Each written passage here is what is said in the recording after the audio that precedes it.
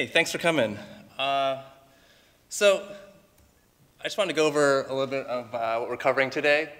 So I was going to give a quick demo for people who haven't actually seen Crime City, and then kind of go through our objective when we were building Crime City, and then take you through the whole development, and then kind of air a lot of our dirty laundry about what we learned during development and after development. And then we'll take questions.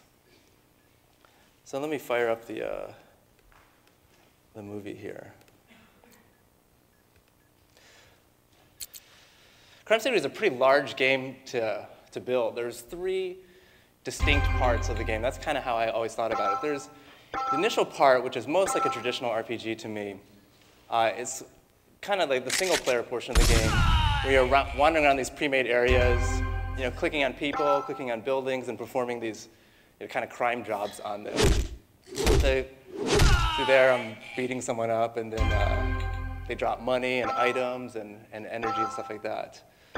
So this was a pretty, for Facebook, it was a lot of content to create.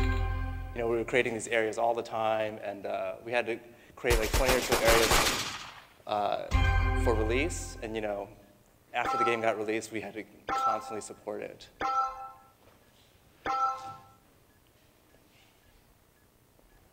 So next up was the hometown. It's a familiar part of Facebook games. Everything, or a lot of games on Facebook has some familiar part, where you're building up your town and the users kind of get to express themselves. So here we have the hometown and all these different buildings. So, the buildings, they can generate money over time and other resources as well. So it's kind of there to, increase re-engagement where the player can kind of come back and check in on their buildings and collect money and earn money over time. The third portion is the competitive portion of the game. It's what I call the PvP, or the fighting. So you can fight other players, you can visit their towns, and click on them, take their money, or click on their buildings and steal money from their buildings.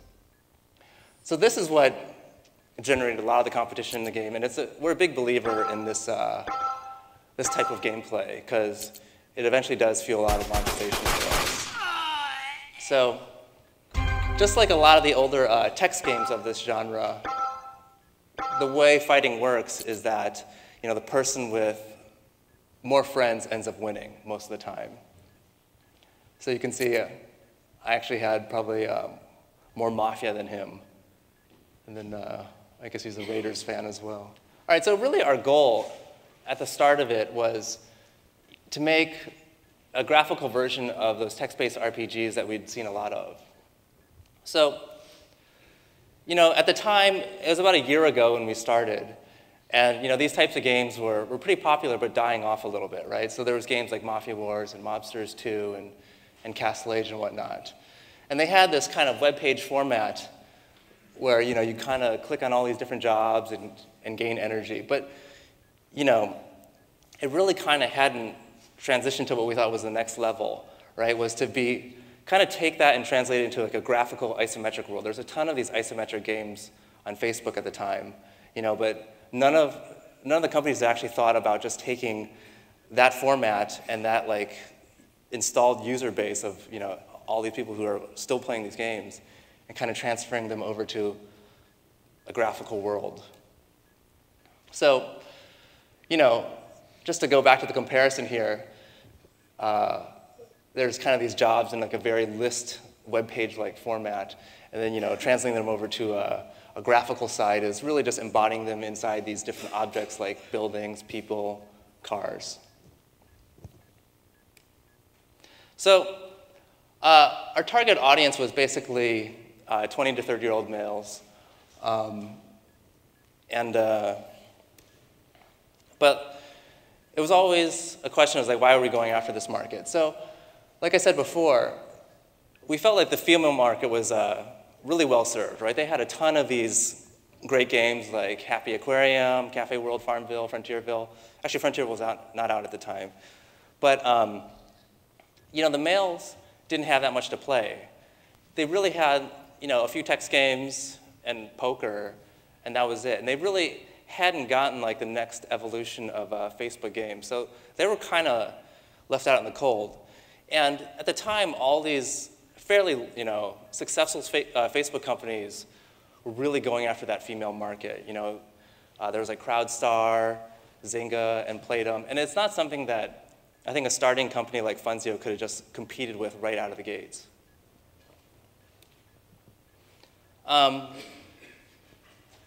of course, we could have picked any theme in the male audience range, but we ended up going with crime because we felt like crime was a pretty safe bet. We'd seen crime do really well on Facebook before with games like Mobsters 2 and Mafia Wars and kind of all the other clones that are out there. But we also knew that crime games tend to monetize very well, and it really was like at the top of the charts for all male games out there. For art style, we didn't really want to do anything cartoony with like super deformed characters, anything like that. We were really going after what we thought was, not that we're playing console games on Facebook, but we wanted to appeal to that type of market. So we didn't feel like they wanted to look at a cartoony version of a criminal or something like that, or cartoony versions of buildings. So we ended up, concepting the stuff out and then like rendering it out in 3D and trying to go for as realistic looking game as we could on Facebook, given the limitations of Flash. So I want to go over a little bit of the team makeup. At the time when I started, Crime City was just starting. There was probably a basic rendering engine running, and we were only 10 employees. And 4 of those were founders, and then the other 6 of us, were some engineers, some designers, and some artists. But really, our company makeup was pretty diverse. A lot of the founders were from kind of the social space and the mobile space. So 2 of our founders were from Storm8, and then there was some ex-Zynga people as well.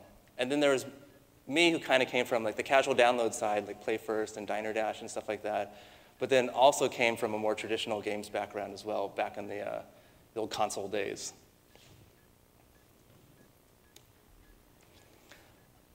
So development was seemingly pretty quick. It took us 7 months from when we wrote the first line of code to when we launched. And the team overall, I thought, was pretty small. We had five or so engineers. I was one of the designers. We had a tuning designer as well, and 1 UI artist. We didn't really have any concept artists at the time, so it was a lot of searching for photo references and stuff like that to kind of get everything made in the game. But we were a well-funded company, but we just hadn't really had the chance to grow to like a larger size. And we didn't really want to grow to a larger size until we kind of got in the first game out of the gates. So post-launch, we largely kept the original team on the game. But at the same time, we started to add a little bit more. So I could no longer kind of sit there and create all the areas that you see in the game. So we ended up having to hire a full-time content designer who was kind of pushing out 3 areas a week or so. We started to hire an actual art team. So here on this image here is like a piece of concept art in the 3D rendered version. So a lot of the later content in Crime City ended up looking a lot better because we started to hire more and more concept artists.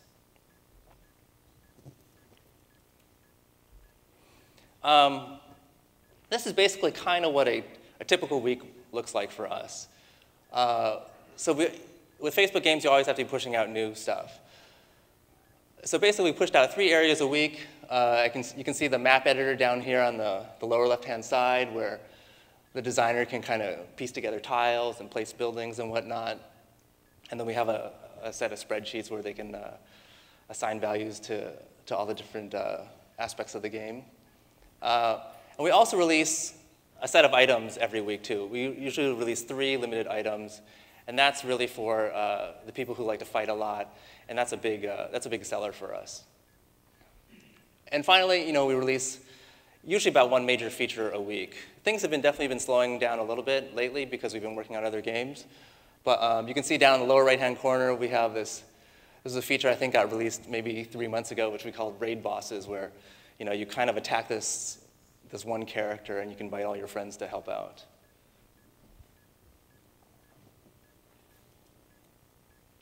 So what do we learn? This is a swamp boss from one of the raid boss features. Actually, a lot of these characters are from the whole raid boss feature. So it was good because it provided a lot of content for the slides. So one thing I think is we really overemphasize virality. At the time, when a lot of the text-based games, RPGs were becoming very, very popular, virality was a lot more important on Facebook.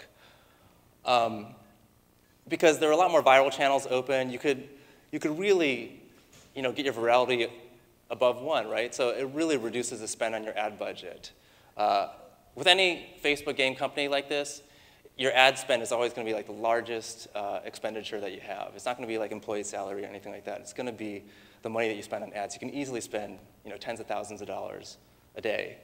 So, but now there's reduced viral channels, right? And you see different strategies coming out with different games where they don't even really care as much about virality. Now, retention and monetization has been like kind of a #1 focus for a lot of people. So here is some post that one of our community guy made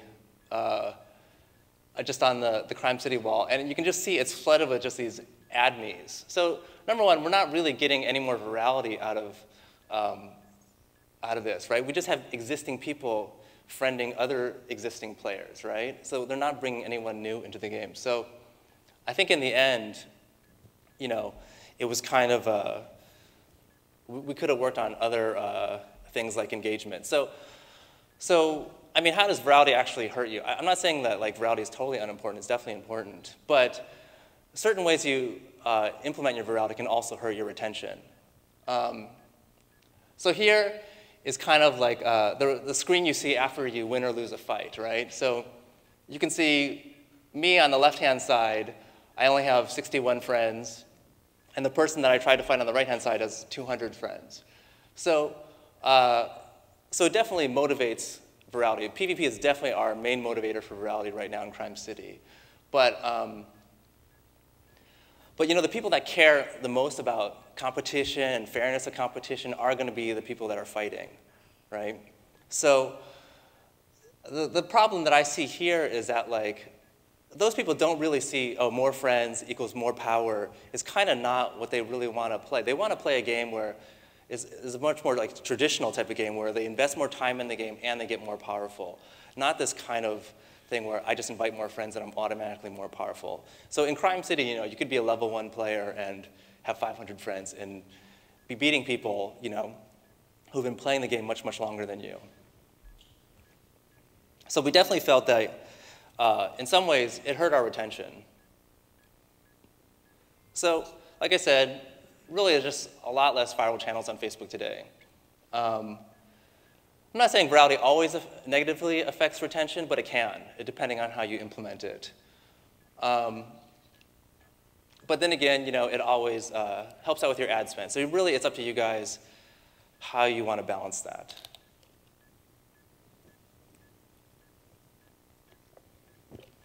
The second thing I thought didn't work out great for Crime City was really an unbalanced economy. And you can design the game great, right? And you can have all the right features, and you can have a great like kind of system of feedback and rewards and everything like that.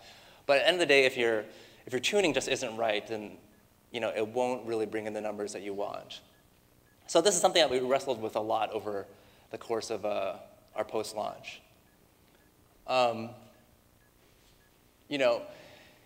essence, people will invite a certain amount of friends to the game, and then they'll end up stopping, right? Because they just have no more friends, unless they're like these crazy people who just friend 500 people. Well, barring those people, there's a limited amount of friends people will invite. And the way a lot of these text-based games work is that they accumulate weapons for these friends to equip.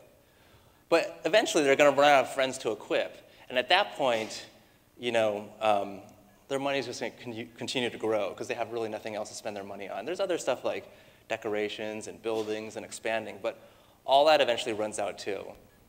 In the old days of text-based games, there's much larger virality, so people had to equip a lot more. And so although there may have been an end to that, it probably didn't match the actual lifetime of that user. So that ended up working out for the text-based games in for their era. But today, it's a different story. The virality just isn't as high. So you see people focusing on different things. So obviously, it was a good idea to just balance your economy and have just do a lot of testing. But you'll never be able to test it fully. But I think in post-launch, you just really need to watch it closely and get your metrics running. Other ways that you can just design it or solve it from a design stance is like put in things which will be constant money sinks and stuff like that. And of course, just like a lot of Asian games out there, a lot of the things that are purchased often expire or decay. So that's just another great way to do things. Also, I think another big problem is that we massively changed the gameplay after launch. We did things like we added pretty major stats to the game.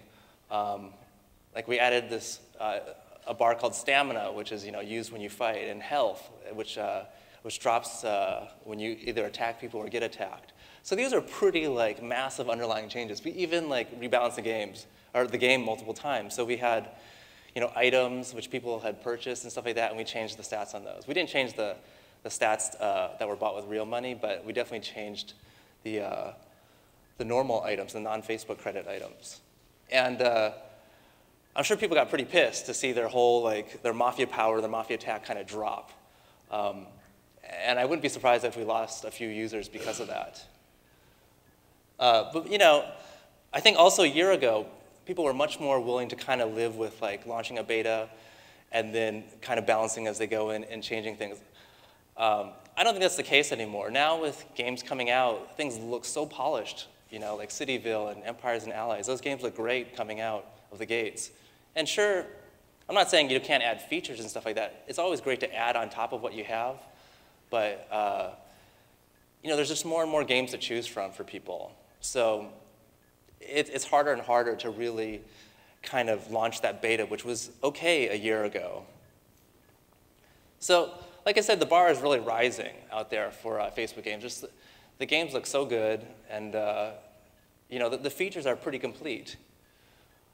And users just have a lot more to choose from. So you really have to kind of stand out from the crowd. Those initial users that you get when the game launches are going to be some of your most important users. Because they're so aggressive at finding these new games. And if you lose those people, they're not going to come back a second time. So I also want to cover a little bit about metrics. I know, I'm sure some of you also work at Facebook game companies, and this is always kind of a hotly contested topic. Again, these are some of the standard stats that we track. Nothing really, I don't think, out of the ordinary. We get a lot of these out of Contagion and stuff like that. The big ones, obviously, is we watch retention and monetization and virality. If you just have to watch those 3 stats and only can watch those 3 stats, those are the ones to watch. But then it's really about kind of breaking those things down and understanding what's doing that for you. Here's some of the tools we use. We actually get a lot of use out of our homegrown tools, of course, but we didn't really have those for a long time. So, we did a ton of just database queries and just constantly looked at data. That was really tough because it was hard to kind of look at something on a day-to-day basis. We kind of have to save the query from the day before and then look at it the day after or a week after. But now we have kind of a lot of our player data and stuff like that kind of dumping to a larger data warehouse, querying that, and then we have graphs that we look at on a web page that are updated pretty regularly. I can't really share any real numbers, but this is about as close as I can get in terms of showing you guys what people end up buying, which is, I don't know if people really care about this stuff, but I imagine I would. So obviously cache is a big seller for us. It's just people want more of just being able to do stuff in the game, and cache enables that. There's other resources too, but I kind of all lump it under cache. Energy refills is, of course, a big one. So the important thing about energy refills is it captures a certain segment of the audience. It's not the people who are fighting in our game. It's the people who are kind of going through the single-player content, right? Because that's the only thing energy is really used for. Stamina is the stat we use for fighting. But so that's like a big expenditure for those people. Stamina refills should also be up there, but I just neglected to put it up there. Mafia members is another big one, right? So a lot of people aren't going to have a lot of friends when they play the game, and some people just have one friend or zero, right? And some people are just using fake accounts, whatnot. But they just want to buy Mafia members, right, to kind of increase their overall power. So this is something I think very unique to Crime City. It may not be applied to the rest of the games you guys are working on. Items is also another big thing. So items is also equivalent to increasing your power. So both Mafia and items are things that will basically make your character more powerful so you can fight and beat other players. So competition is definitely like a major driving point of monetization for us. And you can see that in a lot of other games that are out there, like Kingdoms of Camelot or Backyard Monsters. And then finally, building resources. Not every building requires special resources to build, but you see this in a lot of games like Frontierville and Cityville and pretty much every game out there now, is that you'll try and build this building and it'll build halfway, and then you'll see that it'll have like this finish button on it, and then you'll click it and it'll ask you to ask your friends for all these resources. So this is actually a very common thing in like Facebook games, which I'm sure everyone has seen here, is that you kind of have this feature which is both viral, and if people are too lazy or just don't want to ask their friends, they'll just have kind of the quick button to pay for it and get out of it. So it's kind of a nice feature from an implementation standpoint, because you only have to implement one thing, and you get both virality and monetization out of it.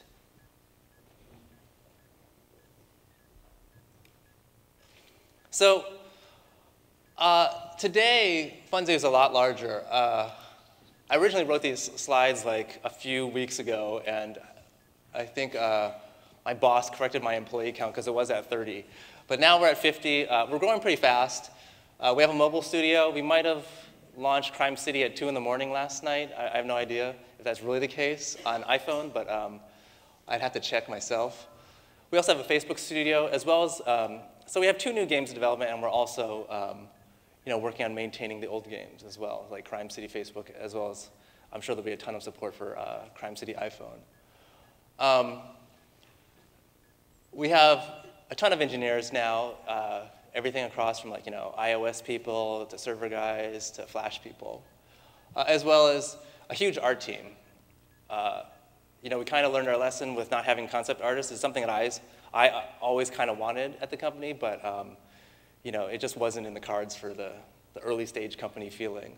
But now we pretty much do everything. We do all of our concepts in-house, and then we send it out of house to kind of get rendered in 3D or animated in Flash and stuff like that. So we do a lot of the design work in-house, but a lot of the kind of tedious stuff, which takes more time, or stuff that's 3D that we're just not going to build a 3D team, all that stuff gets farmed out. A set of product people and operations people as well. So it's much, much larger than it was when I started. And what's kind of in our future?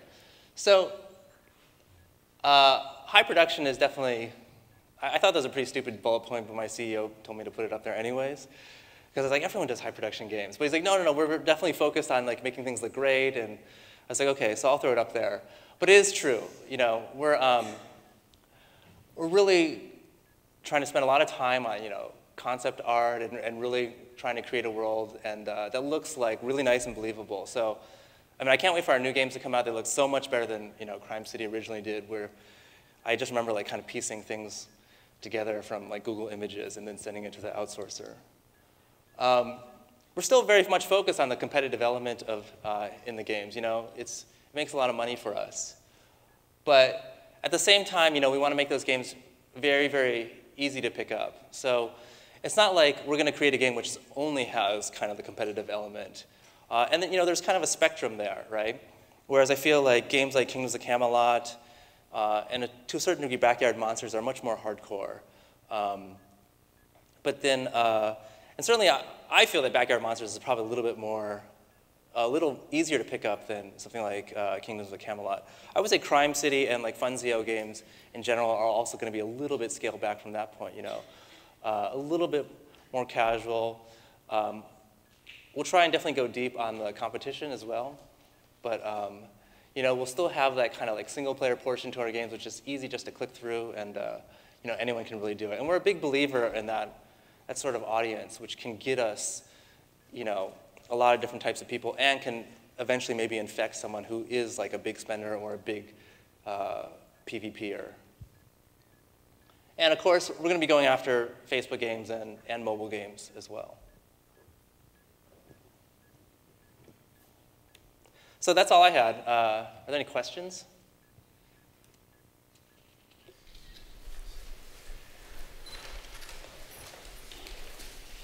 Nothing? Oh, sorry. Yeah. You guys push out new content to your different areas. Do you push all at the same time, or do you push them out at different times? And can you talk a little bit about your process? Sure. Yeah. So the question was, do we push all the content out at one time, or and I could just go over our basic deploy process. So we try to push out 3 areas a week. We don't always quite hit that. We've made the rule of not pushing on Fridays now, because no one wants to stay late. But yeah, we generally push all the content at once for a week. Pushes do end up, we've tried to make them, I think, Tuesdays and Thursdays now, so we've tried to start to standardize things. Like, before, in the beginning, it was a pretty scrappy company, and people were awake at all times of night, But we don't want to be living that anymore. So yeah, we tend to push out all the content at once. The more we can kind of batch together, it's usually the better for us. But sometimes we'll break things up, so we'll have a nicer rollback, and just in case we need to do that. With new features, we try to push those out separately from content. I mean, often new features do require content with them, but for things that already exist in the game are just pure content pushes, we'll tend to do those separately. Features take a lot longer for us to implement. So any feature that we're pushing out is, unless it's something quick, any major feature will probably have taken at least 2 to 4 weeks for us to implement in the first place. So it's something that we really watch pretty safely. And we've started to do more and more kind of stage releases, where we'll release something out to 2% of the audience and 3%. And as we see it working, we'll kind of ramp it up over time. But not every feature, I feel like, is that dangerous for us. But obviously the Raid Bosses feature was a pretty dangerous feature for us to launch. There's a lot of things changing in there. So we definitely did a stage release. Over there? Yeah, I noticed in your head count you don't have any QA. You guys not QA things? Or? Oh no, we have QA. That was under, I forget what I called it. Product, maybe? Okay. Yeah, we have I remember at the beginning, I was like, we should really get QA. And then one of our server guys was like, it's a web company, we don't need QA. But eventually, I think eventually it kind of, it was pretty rough. It was me and a few other guys QA. Actually, it was the whole office at the time QAing stuff before it went out, right? But that just kind of became unreasonable at some point. So now we have 2 QA people, and we also have a QA studio in China, which was doing a lot of the iPhone stuff for us. So they kind of do the regression stuff that we don't have to deal with. But yeah, we have 2 QA people as well as that whole studio. Back there?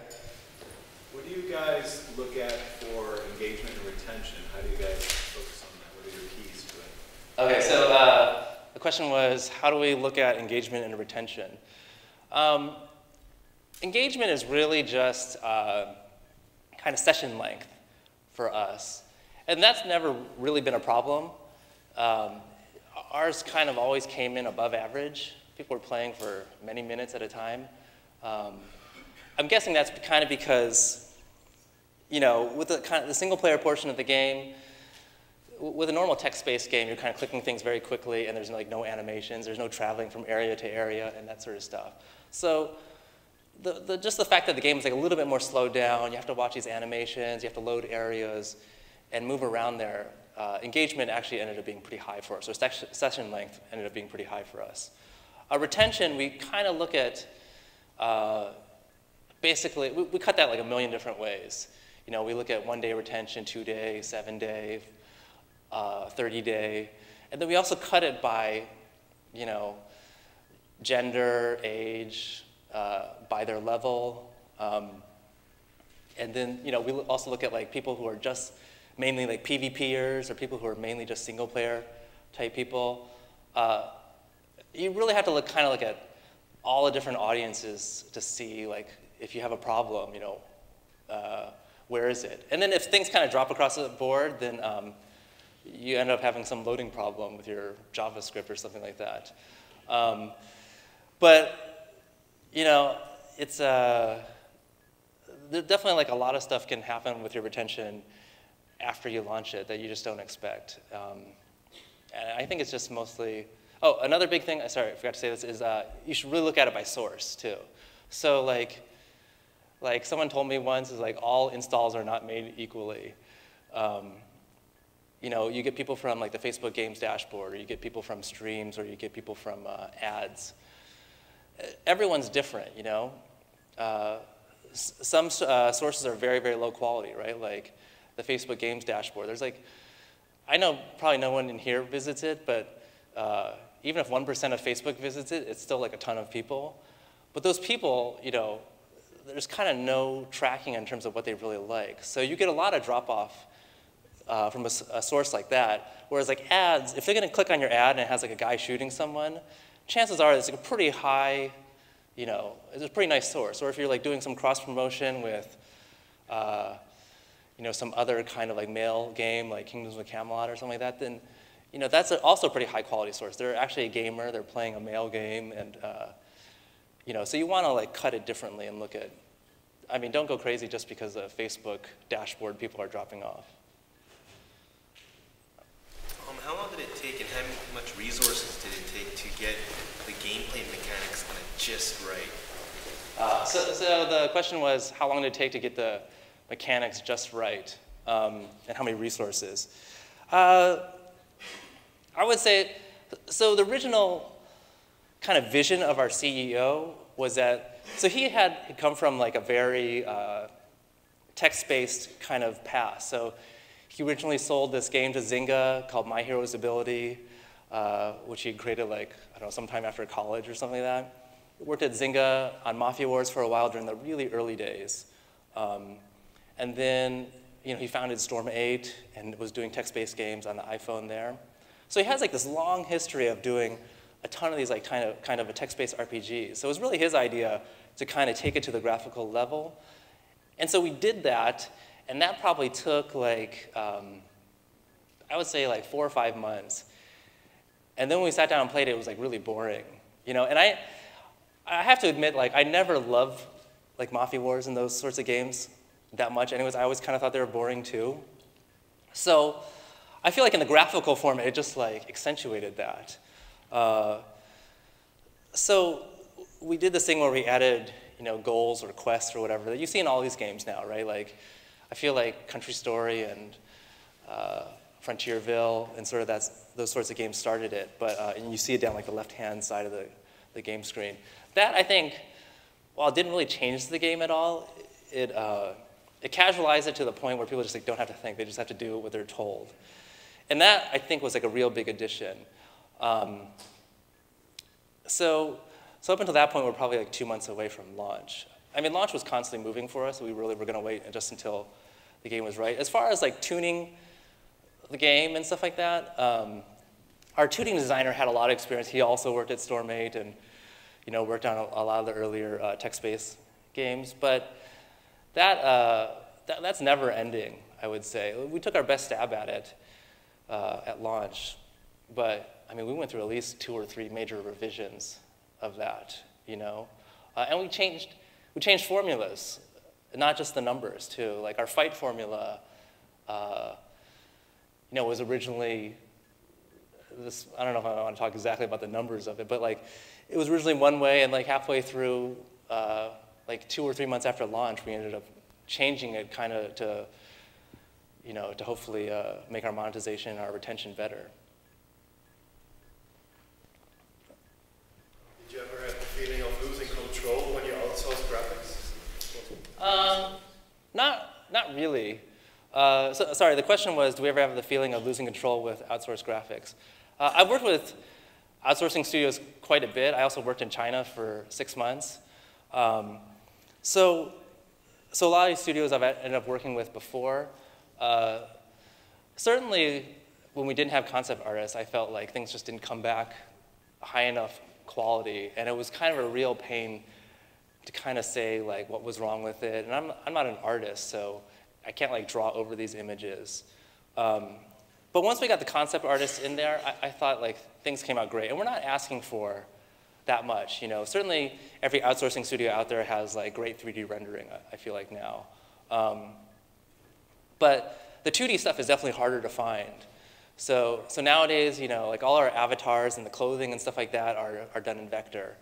And we kind of just do like this big model sheet full of clothing, and they'll draw it. And that's not so bad, but really the animations is always like tough to outsource, right? And you don't want to sit there and draw every single keyframe. You kind of get it as good as you can, and in the end, you're still making Facebook games. You're not making like a PS3 game. So it's just kind of, I guess, knowing the platform. You mentioned how you spend, or you can spend a lot on advertising. Did you manage that in-house, or did you use a third party? And then do you feel like you've gotten smarter about how you spend it over time? Yeah, so the question was, do we manage the ad spending in-house or out of house, and have we gotten smarter over time? We manage that all in-house still. So our COO kind of takes care of all that stuff. Have we gotten smarter over time? I don't know about that. I think at some point it's like, on the one hand, it's like it's very indicative of your genre, right? So games like crime, I feel like is a pretty saturated market, right? So your ads end up being more and more expensive. So if you're going to do like a fantasy game nowadays, your ads are going to be pretty high cost, right? But I kind of view it as like a necessary evil. If you you test it out, if you get the metrics you like, then you like kind of slam on the gas, right? And then like you just watch all the installs come in, and then hopefully some of them stick, and hopefully they stick like your early metrics said with a smaller audience. And that's always kind of been the plan. That's the most you can do. But then, something will change. Like you'll see people getting to like a higher level, and then you kind of see your like whales dropping off because you don't have content at the highest level. I think when we initially launched the game, I'm sure the first guy got through the content in like a week or two, So, and I might have probably been a very valuable person to keep, but we could not make content at that speed, which has been a big issue for Crime City, right? Like, for text-based games, you're kind of entering stuff into a spreadsheet and you're done, right? And then you just push that spreadsheet out. For us, it's like you're creating this area, has new art, all these tables have to go out, and assets. It's pretty nuts. But I think ads, yeah, that's pretty much been our philosophy. As far as like other ways to get traffic, doing early adoption with Facebook credits definitely helped us with like certain kind of deals, as well as cross promos come up all the time. So I felt like once Crime City got to a certain level, we just got a lot of emails from different people. So like we did stuff with Digital Chocolate, and like every time Digital Chocolate came with a new game, like Millionaire City or Zombie Lane or whatever, we ended up doing a cross promo. And certainly there's like plenty of other companies that we did that with. Oh yeah. Sorry, my question was the same as his. So Okay. You answered it. Okay. Because of the slightly adult theme of the game, I was just wondering if you got like complaints or anything from angry moms or dads. Oh yes, the question was, do we get any complaints from angry moms or dads? It was very little. I'm sure our community guy knows more about that, but like, I'm sure there's more questionable stuff as you play the game longer and longer. So I know there's like a red light district at the end, or at the higher levels where, you know, there's some names that are double entendres. But yeah, it never really happened. I don't know if the moms just aren't playing that far in. Certainly like, you know, on the very, very first level, you beat someone up rather than like shoot them, you know. So we do take some care in kind of making sure that just right out of the gates, it doesn't like, bam, you're shooting some guy in the face, and then, you know, there's prostitutes everywhere. So it's nothing like that, you know. But we try to save that all to the end of the game. But yeah, there hasn't been that much, really. Okay. One more? Back there. So you've mentioned that the viral channels have been clamped down on Facebook, which anyone who made Facebook pages has definitely noticed over the last year. What's your view on, do you think it's still viable to like linking in on Facebook? Like, are you getting your 30% worth that Facebook's taking? Because the viral channels are clamped down, they're still hitting the chargebacks, right? It's not like they're eating them. So would you ever consider hosting Crime City off of Fonzio.com and say, well, since we don't have virals, we can just acquire users wherever, and is it more like an acquisition channel versus a platform? Right. So the question was, do we still feel like, you know, Facebook is a viable platform because of the 30% cut on credits, and like with all the viral channels kind of being less and less these days? So I think on the one hand, it's like, we have no choice but to use Facebook credits right now, unless you're Zynga, right? On the other hand, there's no way we could kind of host something like Funzio.com with Crime City on there. We only have one game, right? So if we had like a huge library of games, I even still think it would be very, very tough. You know, even Zynga hasn't done it, but I think they also have like, you know, kind of all these partnerships with Facebook going on. But yeah, I think it's just kind of a different strategy now. Certainly, no one can overlook the millions and millions of people on Facebook today. You kind of saw a shift over time, right? Like initially, it was like this notifications was like this awesome thing, right? And that's gone for the most part. And then it kind of went to requests, and then it kind of became streams, and then streams are nuts, right? And then they kind of clamped down on that, and then streams kind of got quieted down a lot, and then it went back to requests. And now it's like some mixture between the two.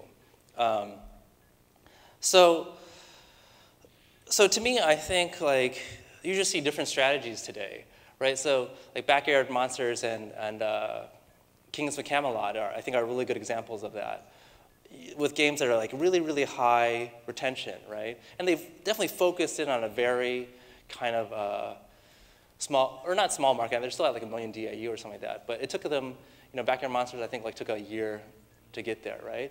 So, and it's been very, very successful for them. I've heard like great revenue numbers from them through the grapevine.